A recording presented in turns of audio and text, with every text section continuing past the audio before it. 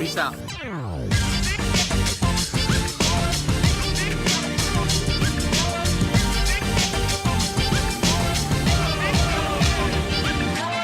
Hey, what's up, everybody? Welcome to the podcast called ItsSoVZ, where we connect you with people who have been there and done that, or currently working at it. And our guest today can definitely talk about being there doing that. I'm your host, John Montez.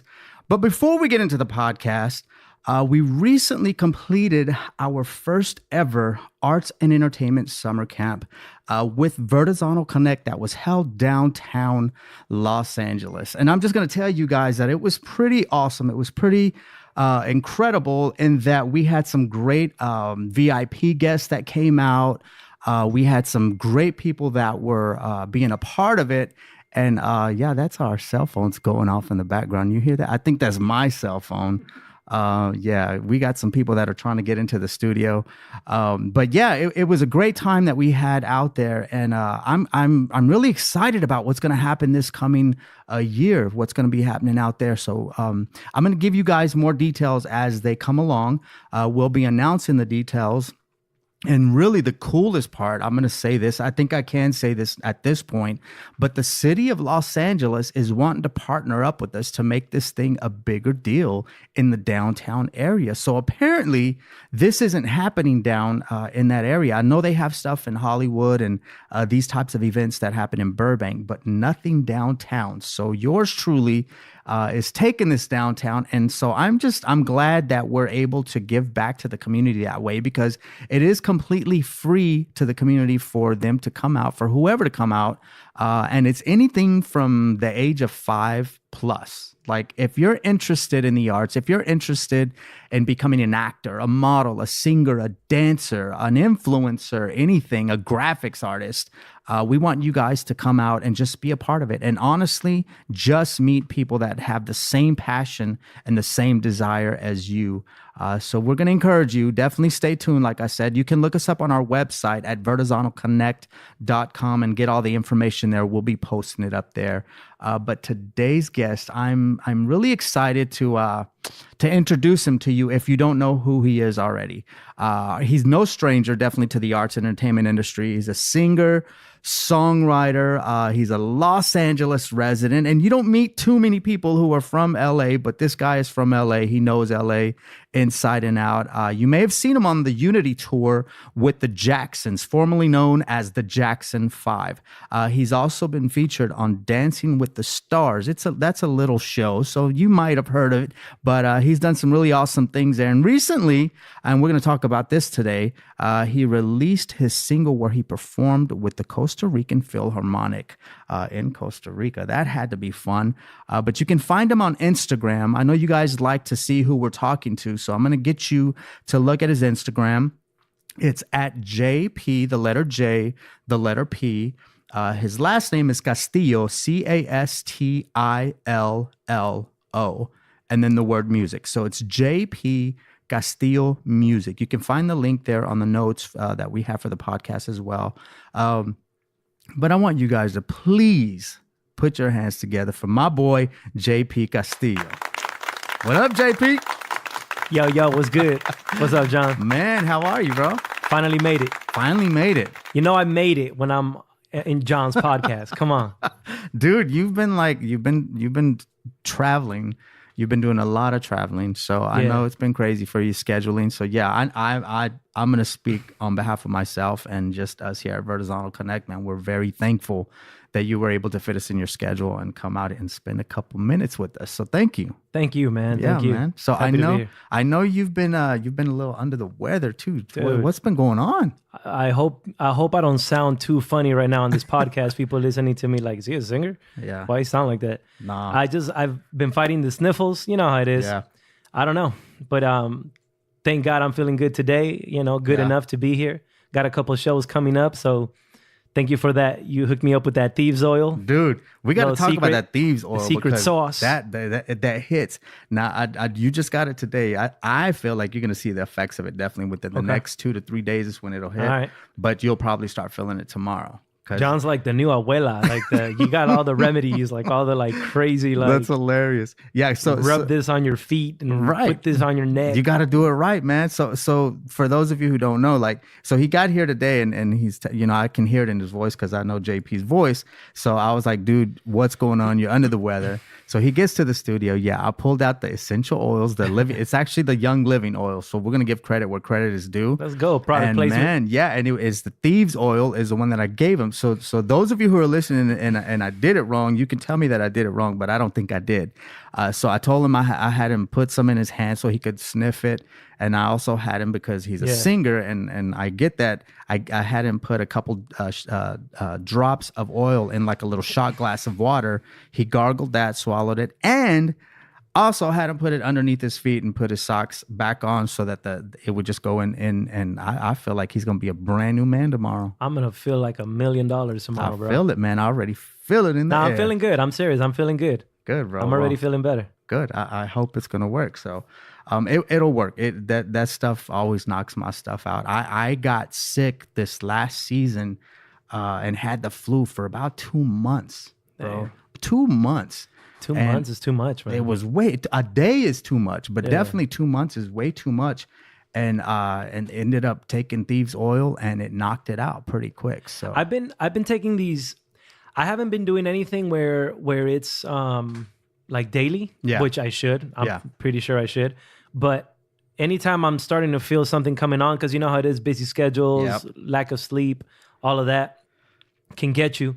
So like I'll start taking these pills that are like all natural, have like garlic and herbs, and it's all this stuff packed in a pill. You take like 12 of them, right? Yeah. And it knocks it out. It gets everything like worked out, but nothing ever like an oil, nothing like that. So that's a new one for me. Definitely, bro. It's gonna work. So I'm just gonna say it's gonna work, and we're gonna know that it's going to, and I'm gonna get a healthy report from you tomorrow. Let's do it. Yes, man. So tell us, man, where are you originally from? I was born in Costa Rica. Nice. San Jose, Costa Rica. So not Costa Rica, Texas, because there's a Costa Rica, Texas. There is? Yeah. Where? In Costa Rica, Texas. But like, what part of Texas is that? I don't know, bro. There's a Paris, Texas, which I don't know where that's at either. There's Italy, Texas. No way. Italy? Yeah, there is. There's Costa Rica, there's Paris. Everything. Trust me, Texas has everything. If you ever get homesick, just go to Texas. For sure. No, man, I'm from Costa Rica in Central America. The real one. The real Costa Rica. The real one. Yeah, man. Born in San Jose, in the capital.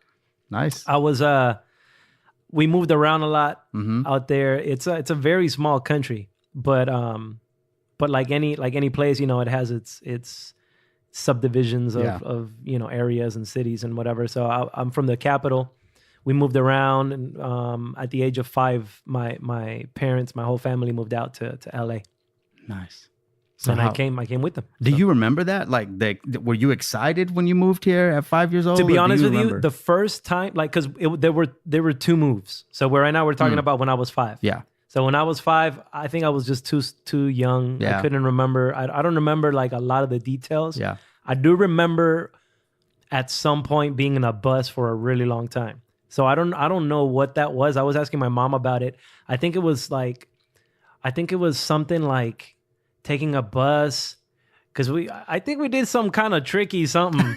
We did something, dude. Tricky. Donald Trump better not hear this podcast, bro. Send me back.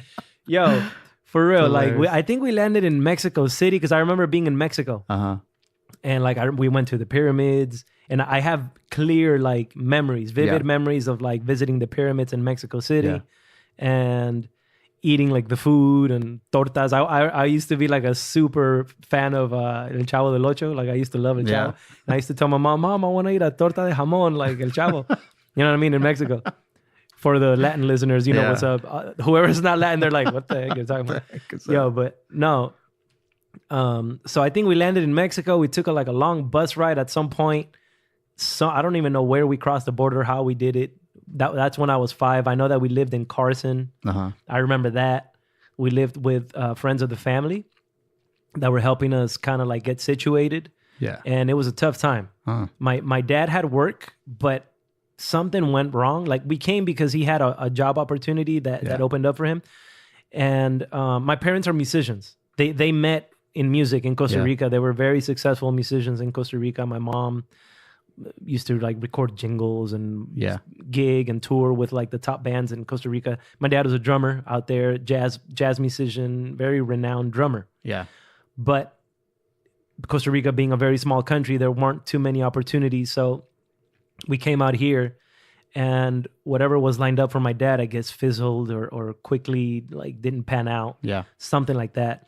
So I don't remember how long that whole 5-year-old travel thing lasted, but I ended up coming back. My parents ended up having issues amongst them like in their relationship. They ended up getting a divorce. So while they were working their stuff out, they sent me back to Costa Rica, and I lived with my grandma for 3 years. Wow. In a super rural area called Golfito. Mm-hmm. That's like jungle. So this is like a really like crazy part of my life, of my childhood, because I'm from the age of 5 to 8 running around like with monkeys and like all kind of crazy stuff. Like Snakes. legit monkeys? No, like legit. Like this is the part of Costa Rica where tourists go. Now there's hotels. Now there's like boutique hotels and things like around to cater to some of the tourism. Yeah. But back when I was like, that's new, like the hotels and stuff. When I was little, it was just Costa Ricans there and very rural, like very poor, and like kids running around with no shoes, no shirt. I was one of them. You were one of them. I was one of them. You know what I mean? And I did have like, we were cared for. Like my grandma was a very, very hard worker, and she was known in our little community, in a little town in Golfito, for being like the woman that sold like tacos and stuff after the club. Like when people were coming out the club and you smell that bomb taco, that was my grandma. Sober you up. Yeah, that's it. And bro, she made a killing. Like she that was like her business. Yeah. And she fed us, she clothed us. I had a Nintendo. You know what I mean? Like she killed it. Yeah. She killed it with her hard work. Yeah. And so that was the man. So I went from the capital, San Jose, to LA to like the jungle. So it was like a crazy. That sounds like an album right there. Yeah, man, it was a trip. So it was like a very back and forth, very like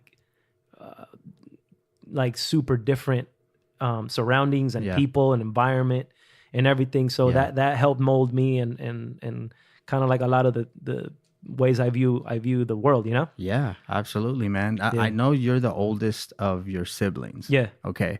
So talk to us about were they traveling with you at this point, or were they not even born? No, they weren't even born yet. Okay. So they weren't born yet, and they're from my dad's second marriage. Okay. So like we don't even like really even think of it that way, because we're bros. Like me and my brothers, we're brothers. Like there's no division. Yeah. But if you're getting technical, we do have different mothers, you know, and stuff. So I know one of your brothers is also in music. Talk to us a little bit about him. Yeah, Chris, little knucklehead. Yeah, nah, he's what up, Chris? What up? What are you doing? Nah, man, I love him. He's my bro, and he's a super talented drummer. Yeah.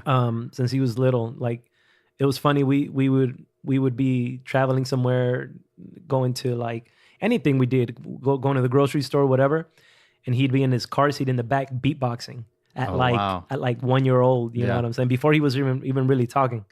So like he always had rhythm, music was always in him, just like my dad. He's a carbon copy of my dad, and he hates it. Like I always make fun of him, like, dude, you're my dad, basically. Like, because same mannerisms. He's a drummer, all of that, and when I go on the road, he's gonna be my drummer for sure. That's crazy. Well, what I think is really interesting is that both your parents, you said, were in music. Yeah. And now you've kind of taken on that whole area of life in terms of music. You've done some really good things, but like obviously you were influenced by your parents. Super. Yeah. What was that like growing up with all of that music in the house? Because that's pretty intense. Yeah. That's pretty intense, man. It goes back to my grandpa. My grandpa on my dad's side was a violinist. Uh-huh. He was in the Costa Rican Symphony, and he had his own band and his own stuff that he would do on the side as well. And so that kind of set the tone for music in the house at all times, and classical music. Mm-hmm. Excuse me. And then my dad was a drummer. Yeah. His brother, my uncle, also became a violinist, and he actually went on to be a very, very successful violinist. He's now the concert master of the Costa Rican Symphony. He went to a conservatory in Berlin in Germany. Wow. And studied out there, and he just travels the world teaching and stuff like that. He's a very, very good musician. And my mom is kind of the opposite kind of story, where she's the only person in the family that does music. She's like the only, musically inclined person. Yeah. Just out of nowhere, just one of those things where God just drops talent on a person. And from a young age, she was doing that. And yeah, she went on to sing backgrounds with Celia Cruz and Tito Puente and the whole salsa scene. Like my mom is a very tropical, salsera.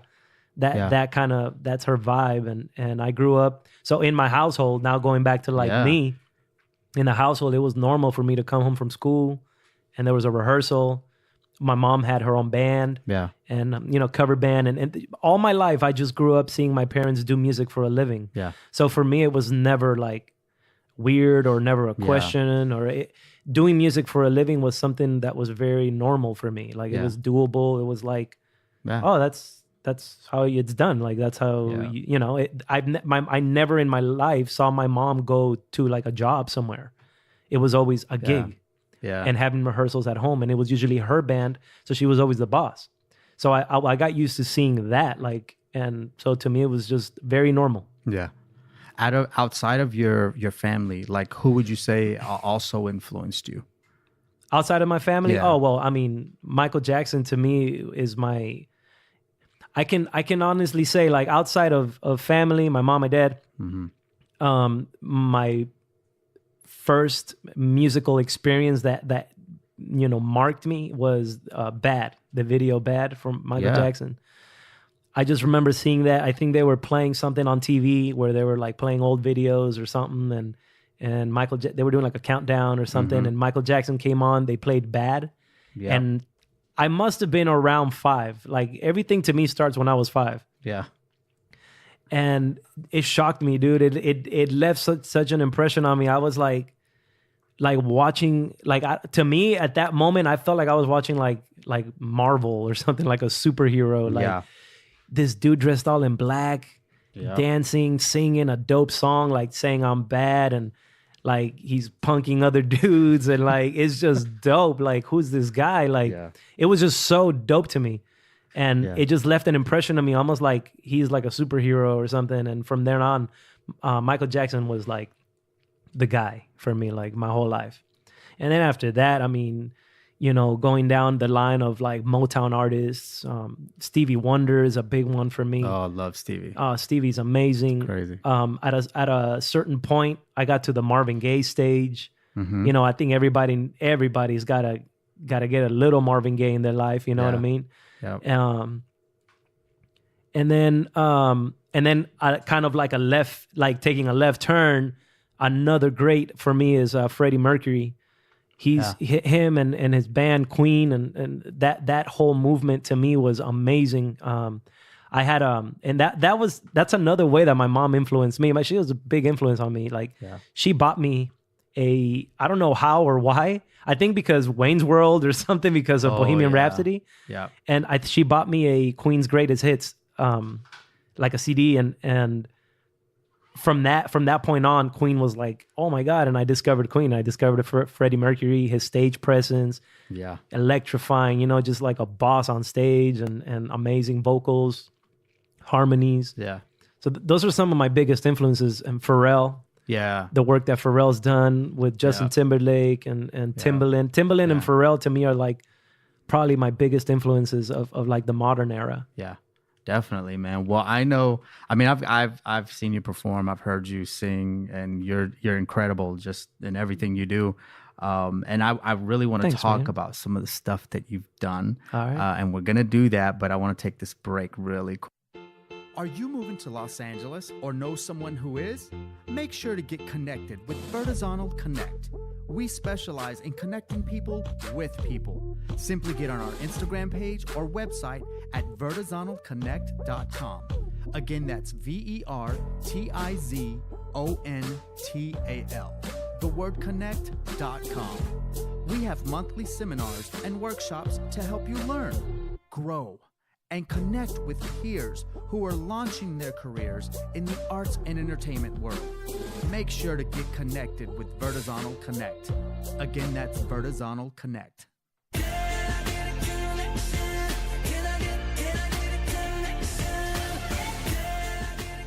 All right, man. So we're back from the break. I wanted to dive into some of the things that JP's done. I'm glad that you guys are here listening to this podcast. It's so VZ. It's funny that it's called It's So VZ because it's really not that VZ, is it? At all. It's not that easy, like, man. At all. It might be VZ, but not easy. Not easy. Yeah, it's not that easy. But some of the stuff, man, some of the stuff that you've done, and we haven't even really touched on it at all.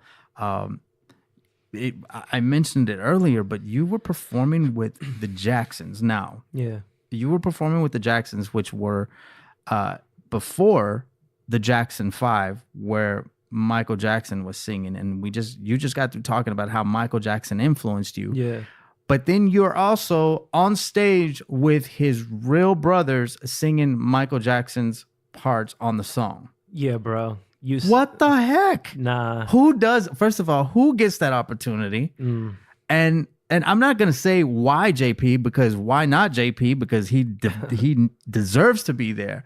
But dude, what the heck? Like, what's going through your mind as you're singing Michael Jackson songs and with his brothers, man? It's not like you were doing karaoke and singing with your friends. You're on the real stage singing his parts. Okay, now go. Tell us what that's like. Yeah, man.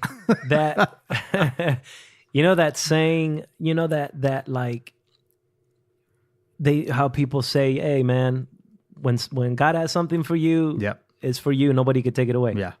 Bro, that's so real. Yeah. That's very real. I mean, I was at home in my PJs, bro. Like, it was a slow moment in my life. Yeah. Career-wise. I was doing fine. Like, I was okay. I wasn't like going through like a hard time or anything like that. But I'm saying career-wise, I wasn't like doing much. Yeah. Now, before you get into the Jackson story, I know that you had worked on with Disney. You did some, you did some things that were happening with Disney. Talk to us a little bit about what that was like. Well, that's where I was at. That's at the point where I was at. Okay. When the Jacksons came about, I was working at Disney in California in Anaheim, and I was doing. I had already at this point probably been there on and off because I didn't do like somewhere around 3 years. Yeah. I never did the full 3 years or however long it was because I lose track of how long I was there. It was a while. Yeah. It was a long time. And because it was on and off, it tends to feel like it was a lot longer. Yeah. But my first run was about a year long, maybe a little over a year, like a year and a half. Mm-hmm. And I came in doing a High School Musical show. And that was exciting. It was like that was when I was really, really starting like to perform and get out there. Yeah.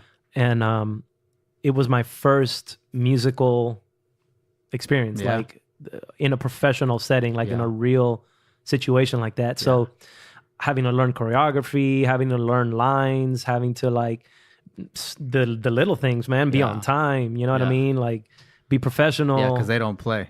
No, not Disney, not at all. And on that same sense, you mentioned it. Yeah, they don't play, and it's a little bit corporate, like in the way they run stuff. So as an entertainer, as a creative person, you're not used to the corporate structure. You know what I mean? So it kind of takes you out of your comfort zone in that way. But nah, that was like a really, really cool experience for me. It was dope to just be able to perform with other people, meet other people from different backgrounds, different talent settings, you know what I mean? And like people who are good at things that I maybe never even knew, you know what I mean? And just absorbing and learning. And it was a really good molding process for me. Yeah. What would you say were some of the things that you learned about yourself at Disney that you didn't know prior? Well, yeah, I was about to go into that because so I was doing the High School Musical show. 6 months or so into it, they opened auditions for the Aladin show. There was an Aladin show at Disney that was running for somewhere around 20 years. Oh, wow. And it was a Broadway style musical and Broadway caliber, you know, it was like top-notch kind of thing. 2,000 seater, like a beautiful theater, all this stuff. And it opened up to the public, come audition for Aladin. So I went and I got the part of Aladin. Mm-hmm. Mind you, at this point, I've never done a musical in my life, right? I don't really even know musicals that much. I didn't grow up listening to musicals and stuff like that. So I'm new to the whole musical thing. Yeah. Never acted, never taken acting classes, none of that. So this is all new to me. So I get the part. And I remember the director saying that my kind of like my naiveness and my being green kind of like helped me with the role. Like it actually worked in my favor. Because he said you weren't trying too hard. You weren't trying to do this and that. Yeah. You were just being Aladin. I was like, okay, whatever, cool. I was just excited to have the part, you know what I mean? I was like, yeah, dope. Yeah. I want to do this, you know, and get on the carpet and fly around and kiss Jasmine and all that. You know what I mean? So it was just a very dope experience. What happened though is like not 3 months, like maybe like 5 or 6 months into it, it really started to die down for me. And it lost the newness and it lost the excitement. I lost it. Yeah. And I couldn't perform the role. I sucked. Like I started to be whack. And I can recognize that now looking back. Yeah. But I remember getting talks and getting like little like, hey, are you good? Like what can we do? Yeah. And I was kind of like not understanding at that moment, like what's up? And I think I know what it was. It was just the lack of professionalism on my part at that point in my life. I just didn't know how to keep up. I didn't know how to be a pro, you know what I mean? I didn't know.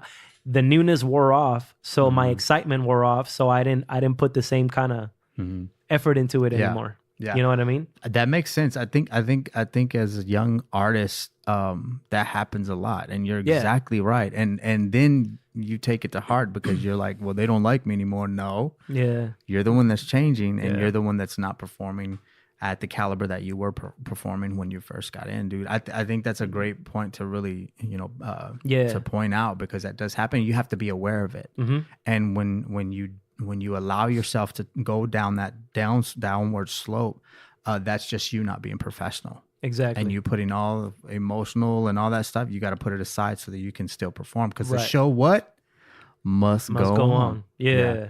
So wow, man. So then from there, after you're doing Disney and you're going through that part of your life, then you get the phone call. Yeah, I'm in that part of my life and kind of still at Disney. It sometimes it was like a whole nother year. Mm-hmm. I actually, you know what? In between that, I left Disney to go on a tour that was also Michael Jackson related. There was a show in London called Thriller Live. And it was, again, a Broadway setting kind of thing.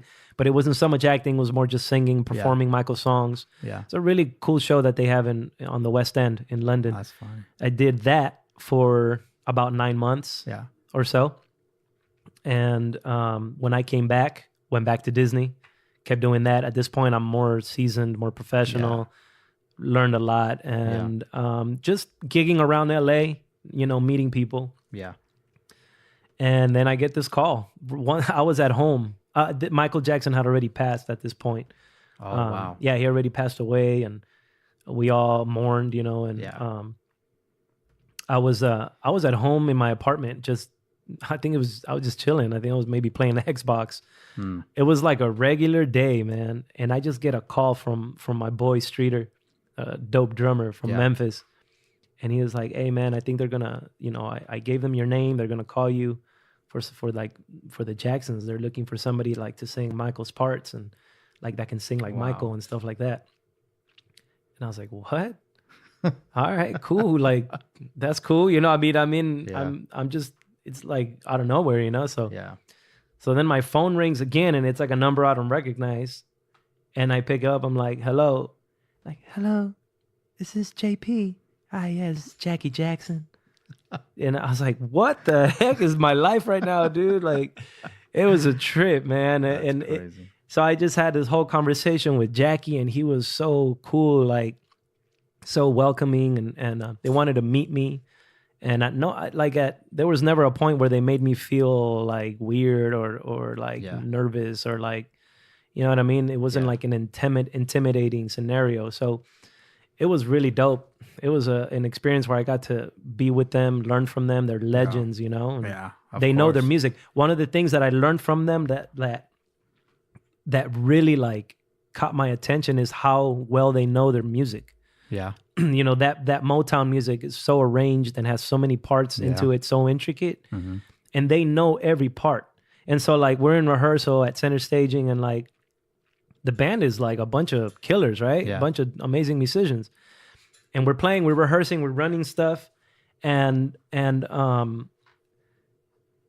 Marlon stops the rehearsal because one of the keyboard players is not playing the exact part that's like, it's not even a lead part. It's like something that's in there, that's tucked in, but he heard it. They were singing, they were rehearsing the whole show, but he had to stop because he heard it. It just stuck out to him like a sore thumb. They just know their stuff. Yeah. And he corrected it and he sung it back to him, and you couldn't say anything. Like you were just like in awe, you know what I mean? Yeah. So they're just pros. I mean, done this their whole lives and everything. And it was I don't know if I could like ever learn more, you know what I mean? Than from people like that. Yeah. That have been doing it. Man, I have to say, you probably have so many singers out there right now that are so envious of that opportunity. And rightfully so. I mean, anybody would want to be in those shoes. I don't think anybody could, though. Not just anybody could be able to do what you did. And that's incredible that you had that opportunity. From there, you've actually been able to now do your own single, and you're working with a group of guys, and you guys are putting out some pretty hot music. Are we gonna be able to hear this single? Yeah, for sure. All right. Yeah, play it. Can we play it? Play that mug. All right, we're gonna play it. Here we go.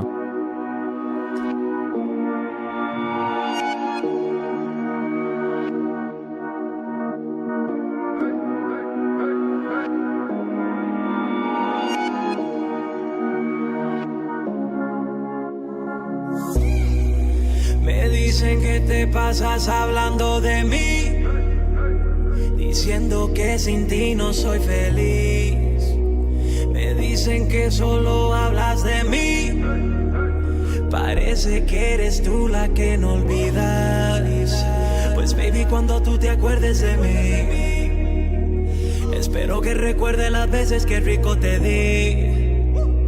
Y baby, cuando tú te acuerdes de mí, recuerda que te dije, verás cómo te reemplazo. ¿Te crees que porque ya no estás voy a sufrir? ¿Te crees que porque ya no estás voy a morirme? Ahora es que yo voy a empezar a vivir. Todo me va mejor desde que tú te fuiste. Me paso con mujeres todo el fin de semana. Si yo te di lo que tú querías, entonces ¿pa' qué tú me llamas? No te quiero en mi cama, no digas que me amas, que eso ni tú misma te lo crees. Por favor, deja el drama. Ahora me la vivo gastando mi ticket, VIP, mujer y botellas. Yo ya salí de mi estorbo, nada a mí me atropella. Me paso con esta, la otra, la amiga y aquella, y toditas son bellas, pero la que se crezca como te labios en la estrella. Yo no estoy pa' compromisos ni pa' enamorarme. Por fin salí de ti, quisiste engañarme. Ahora yo me disfruto la vida y perdona que así me despida, pero por donde mismo tú entraste, por ahí mismo encontrar la salida. ¿Te crees que porque ya no estás voy a sufrir? ¿Te crees que porque ya no estás voy a morirme? Ahora es que yo voy a empezar a vivir. Todo me va mejor desde que tú te fuiste. Dude, that stuff is hot, man. Yeah, thank you, man. God, I love that. En español. Yeah, I think you showed it to me a while back. Yeah. I think you did. And So I kind of get spoiled because I kind of get to hear this stuff before it actually drops. And you guys, I'm not showing it all to you because you're gonna have to go to iTunes and purchase it yourself. Oh, let's go. You got to, man. You got to support this guy. We got to support our people, definitely. So get on iTunes. I'm sure it's on Google Play. I'm sure it's everywhere, man. Amazon, Spotify, YouTube. And buy it. Don't just stream it. Let's get it. Did y'all hear what I said? Buy it. Don't just stream it. All right. Listen to John, people. Yeah, man. Buy it. Show some support. What's your website? Do you have a website? I'm working on it. I had it. I took it down, kind of revamping it. Okay. But IG is kind of like where I live right now. Yeah. Yeah. So cool. At JP Castillo Music on IG. Yeah. Make sure. Yeah. Make Twitter, sure you add all this that guy. good stuff. Yeah. Do that stuff. So, yeah, man. So talk to us about this song. Like, what is it about? What inspired it? What's all that about? Yeah, man. As you can see, it's in Spanish, en español. En español.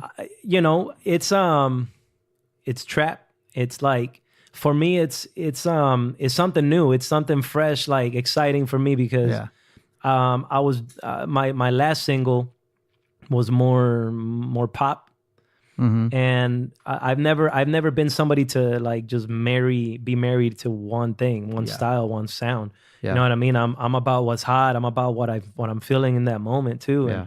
And I'm always gonna keep myself obviously like in the pop urban kind of lane. Yeah. That's always gonna be me. That's who I am. But yeah, man, it's really exciting for me, this song. We worked on it, my squad, SoulBots, with the production, and Genio El Mutante, an amazing Puerto Rican songwriter. He wrote it, and we vibed on it together. And man, it's just a collab that I'm really, really hyped about. And people really seem to be digging it, man. Like, it's on YouTube. It passed 2 million views already. Dang. Dude, it's a first for me, man. Yeah. Thank you. I'm happy about it. And yeah, man, people are digging it. It's like my dude Genio is writing for Cosculluela, Arcángel, Zion Lennox, like all the top, Latin artists out there. And for me, it's just dope to be able to work with people like that. And man, this song to me is all in-house, and I'm really, really happy about that. Really proud of that. SoulBots and my team and everybody around us that's supporting us. Yeah, we put it together. I'm an independent artist right now. I'm not with any labels. I'm not signed to anything like that. Yeah, and so everything we're doing is us. You know what I mean? And our effort, our vision, and man, we're doing it. That's dope, man. I know you got. Can you tell us who comprises SoulBots? Like who is that? Rich Elizalde. Rich Elizalde is kind of the guy, like the one to put it together. He's the one that kind of like had the vision first, right? Like to say, hey, like bring us and make us kind of a group, right? Yeah. And so Rich, Kyle, Norton, and myself, the three of us kind of make up SoulBots. Okay. And we kind of have an all in-house situation. I mean, we have our studio. We can record. We can record instruments, production, arrangements. Yeah. I mean, marketing. I mean, everything on my video, like it's all us. My whole campaign. The social media, the graphics. The design, the whole look of it. Yeah. The whole vision behind it and everything was all structured by us, and it all comes from us. So I know you have a couple of the guys here in the studio with you. You want to introduce us? Tell us who they are, what they do? Isaiah and Nevin. Come to the mic. Yo. They're a dope group that we're working with. Yeah. SoulBots. They're called the A Side. Cool. And man.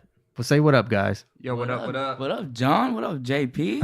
Yo, what's good? Yo, that track is fire, bro. Isn't it? Man, dude. It's like banger.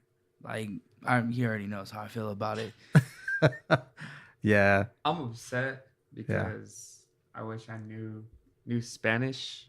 Oh, you don't know Spanish? Oh, man. And you're Latino? I know.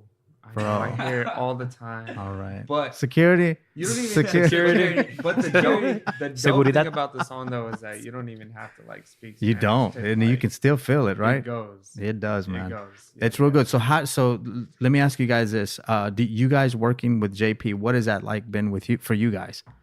Oh man, it's really cool. Honestly, his grind doesn't stop. Just like our grind, it doesn't stop. But I think from the outside looking at JP, I just think this is something that he's been like really going for his whole life. Yeah. And to see it like flourish and to see it grow, especially with the single and 2 million views on YouTube, that's just like, wow. Yeah, man. Like you're really doing it, man. And hard work pays off. Yeah. Yeah. And from a friend's point of view too, it's just like, yo, keep going. Yeah. Keep going. The grind is real. Yeah. I mean, with JP, it's like, it's hard work. Like I said, it's hard. It's the hard work pays off. You just got to put the work in, and more than anything, you gotta love music. Don't worry about so much of the successful. Oh, I want to be successful. Like, you just gotta love music. Like, everything else, it will come to play later. And I think with JP, that's what it is with him. You know, it's he loves music, and he loves that. So yeah, man, JP, he's killing it. Yeah. Those are some wise words. I was watching, I don't know if you guys would know too much about this, but Arsenio Hall, the first time Arsenio Hall had a show, he had Whitney Houston on, and this comment stuck with me, and it still sticks with me, and that's why I'm going to repeat it right now, because you just reminded me of it. He asked her why she did what she does, and she says, she looked at him, and it was like, you knew that this was a very well thought out answer, what she was about to say, and profound. She says, I don't do anything that I do for the money, for any of that stuff. I do music because I love it. Yep, dude, and it shows. It shows. So I agree with you. Like, I feel that with you, JP. Like, I get that out of your music. I get that out of your work ethic. You don't do it for any other reason other than you just love it.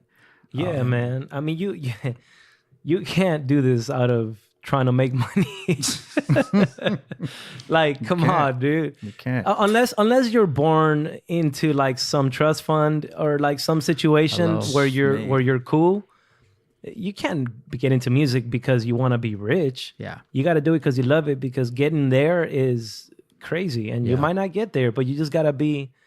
You gotta. I do it because I don't want to turn 50, 60 years old and look back and say I wish I had done it. Right. Yeah. Right. So I don't want to have that regret. Yeah. So I'm doing it. I'm going full out with it, full steam ahead. Like Isaiah and Evan were just saying, like, it's just doing it all the way or not doing it at all. You know. Yeah, man. Go. What is that? Go hard or what? Go home. That's go it. Go hard, go home. That's what it is. Pretty much. That's exactly what it is, man. So you guys are called the A side. Yeah. Yeah. And so their Instagram is at the word _ A side. You guys can catch them there. Yep. And if you want to learn more about the SoulBots, then you can find them also on Instagram at SoulBots. ENT. SoulBots Ent. It's right there, and I didn't say it. Okay. So SoulBots Ent, yeah. So you guys can find them there. I'm going to ask you this, JP, before we close the show, if there's any advice you can give to an aspiring artist, someone who's wanting to get into music or move to LA or pursue their dreams, what is that advice you would like to give today? It's kind of like the same thing we were just saying. Just do it like your life depends on it. Don't hold back. Don't hold back. Don't doubt. Don't or actually doubts will come, but don't give in. Just don't hold back. If you come to LA, or if you're in LA or wherever you are, we are in an age where you can be anywhere in the world and have the same access as anyone else because of the internet. You can get on Instagram, you can get on YouTube, you can send out a video, you know what I mean, to get streamed just like I can. Yeah. So just do it like your life depends on it. Do it like this is your calling. Like, take it serious. Like, it's your calling. Like, this is what you're put on earth to do. So do it with that intention every day when you wake up. That's your first thought and your last thought when you go to bed and when you wake up. Yeah. That's great, man. That's great. That's great advice. That's a great word. Because it takes that. You can't get into this, and I think everybody in the room will agree with this. You can't get into this industry or into music or into pursuing your dreams half-heartedly. No, you can't. If you don't dive in head first, you're probably not going to succeed because it's going to take all of that. It's a waste of time too, and you end up getting frustrated or jaded or stuff like that. Yeah, and it's all or nothing with this. Absolutely, man. Yeah. Absolutely. Well, I'm so thankful again that you showed up today, came to the Studio 51, and spent some time with us today, man. Much appreciated. I'm hoping, I don't know, I'm going to put him on the spot, but I'm hoping that we can get the A side to come and do an interview, man. Would you guys be down? Absolutely, John. Come on. Is that so? Are we gonna be able to do this? Let's do it. Yes. Cool, man. Let's cool. do it. So it's on tape. You guys heard it right here on the podcast. It is here. It is live to tape. They said yes. So I'm gonna hold them to that, and hopefully we can arrange that to get them here pretty soon. Again, JP, thank you so much, man, for being here, bro. You don't know how much it means to me that you're here in the studio with us right now. So thank you, John, man. You're my bro. You already know, man. Thanks, man. So definitely, you guys, please make sure that you visit our website. You guys have their Instagram, so make sure you follow them. But if you want to get on our website, you can at vertizonalconnect.com. Again, that's VERTIZONTAL, the word connect.com. Follow us on social media at Vertizonal Connect. Everything, Instagram, Twitter, everything is Vertizonal Connect, even our Facebook, so you can find us there. Please stay tuned because next week is definitely going to be a great show, so you want to make sure and come back with us. Send us an email and tell us what you think. You can do that at ItsSoVZ, the word it's, ITS, so, S-O, and then the letter V and the letter Z at vertizonalconnect.com. Send us your comments, your questions. If you have something that you want to maybe mention about the guys today or about JP's music, if you want to let us know what you think about that, we definitely want to hear. And I promise you that we'll get the comments to him and make sure that they hear whatever it is that you guys have to say to them, because we want to hear from you. So please email us and let us know your thoughts. Check back with us next week here on It's So VZ. While we're at Hardcore,